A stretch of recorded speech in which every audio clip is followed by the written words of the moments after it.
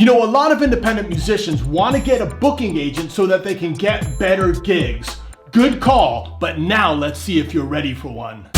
Bobby Borg here, your music business coach, with short, no BS advice that can help you turn your passion for music into a more successful business. Over the last 30 years, I've drummed in major label bands signed to Atlantic, wrote several music business books published by Billboard, and taught at major universities like USC Thornton. I recently sat down with booking agent Barbara Collins to discuss how indie artists can attract talent agents. Here are my questions, and here are her answers. You probably want to see that there's some social proof out there before willing to sort of get involved. Would that be correct? That's correct. Okay. Yeah, there's certain things that an agent looks for.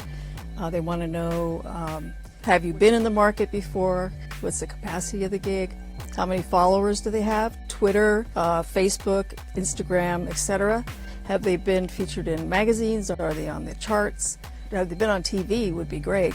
Anything that can really help the booking agents sell that act. Sure. Is what we look for. Okay, good. Moving on, let's go on straight into part two, which is fees. And what I mean by this, which is something that a lot of artists don't know, is that agents get paid usually 10% of the deals negotiated. So the last time I checked, 10% of pay to play is pretty bad. 10 to play of $100 is not worth your time. 10 to play of 1,000 is starting to get in the ballpark. But can you talk about this a little bit? And is there usually a threshold with agents where they go, okay, if they're at least making $1,000 a gig, then we'll work with them. That's Can right. you talk about that a little bit? Yeah, if they're making $1,000 or $1,500 or even $2,000 would be better. Yeah, if they've established themselves to the point where they can ask for a guarantee and not just playing for 50% of the door, that kind of thing. Because it is a business and the agent is interested in making some money, and as is the artist. So, that's something that's really important. So I establish that when I'm taking on new acts. What kind of fees have you been receiving? And I even try to get an idea for clubs, for festivals, for concerts. Right. But Barbara, if we had a talent agent, we'd get better gigs and we'd make more money, right? Kind of sort of intuitive. You have to kind of get out there, you have to kind of do it yourself, generate income, and then an agent becomes interested. A little bit complicated, a little bit frustrating, but this leads us to the next question, which now is what now? So if we're going to have to start building up, social proof and the fees that we get, does that mean that we're going to just have to pick up the phone and sort of DIY at first? And can you explain sort of how they? Yeah, generally you do, because you have to get started somehow. So if you have to do it yourself, get on the phone, make calls to the talent buyer, pitch yourself, and make sure that you have a really strong pitch with selling points, that you feel are strong, and make it interesting, but make it short, because they receive calls from hundreds of people usually. So you got to, stand out.